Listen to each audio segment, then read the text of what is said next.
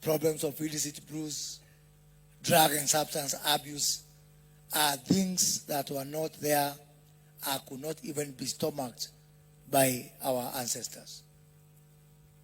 And if we just try to make a copy and paste of their system of government, indeed, even as a government, we are going to be very successful. Our traditional medicine, our traditional jurisprudence, the way we conducted settlement of disputes among the people, we can indeed learn a lot from that generation. Today we are also here grappling with problems like climate change. Our people, and I've seen light from here, from the many dresses that I've seen from all over the country, our people were naturally conservatist. Where I come from, we associated our God.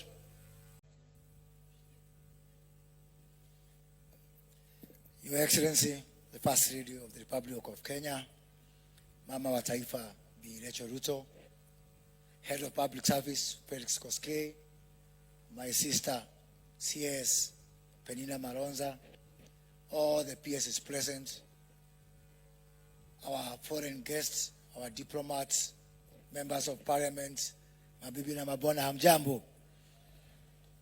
Najua sasa vile mmeniona pahali nimetoka, niko na full powers to declare peace, to declare war, and to marry many wives. That is why I have been given those powers by the constitution of where I come from. Today is a wonderful day when we celebrate who we are. When we celebrate our diversity, we celebrate our culture as a people. And I think today, the reason that we set aside this day as Utamaduni Day is really to reflect, first of all, on where we are coming from as a nation, and secondly, where we are going as a people. When I look at us who are here today, we have got so many things that we can learn from our tradition and from our culture. And as Head of Public Service has said, it is time we take stock and ask ourselves how many of the things that we are doing today are at variance with how our founders and our ancestors were doing things. If you look at the current problems facing our people, problems of illicit brews, drug and substance abuse, are things that were not there, could not even be stomached by our ancestors. And if we just try to make a copy and paste of their system of government, indeed, even as a government, we are going to be very successful. Our traditional medicine, our traditional jurisprudence, the way we conducted settlement of disputes among the people, we can indeed learn a lot from that generation. Today we are also here grappling with problems like climate change. Our people, and I've seen light from here, from the many dresses that I've seen from all over the country, our people were naturally conservatist. Where I come from, we associated our God, Mwanenyaga, to our 4 water towers, which border our people. Kirenyaga, Kirebiroiro, Kirejahe, and the plains of Nyandarua were put almost at the same level of admiration and reverence as indeed our traditional God. And that goes to show that our people were naturally conservatist.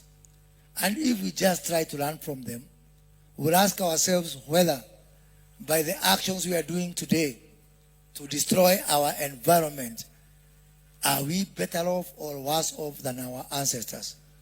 wakati mwingine mimi hufikiria tunarudi nyuma kuliko kwenda mbele. Wazazi wetu, wazee wetu walikuwa wanapata mambo mengine sisi, despite ya kuwa tumesoma, tumeona dunia, hawakujua mambo ya kusafiri na ndege. They were better than us. Last week I was in a village in Vihiga, and I challenged the people from that place in Bunyore. There is a clan there that is known for rain making. And I asked them, instead of our president going all over the world trying to solve the problems of climate change, why can't the people of Bunyore volunteer and solve these problems for us?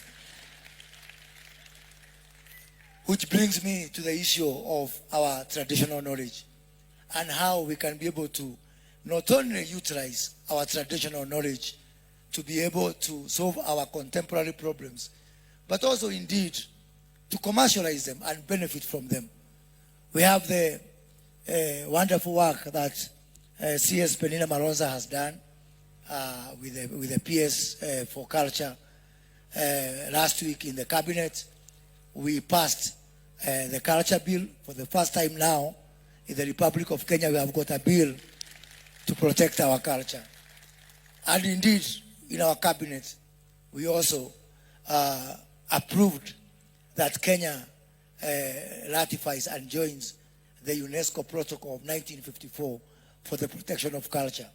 So those foreign people and foreign nations which have been coming here, raiding our artifacts, raiding our emblems of heritage, our ushanga, our Maasai culture, we are saying now, because we are protected by international laws and conventions, that is going to be a thing of the past.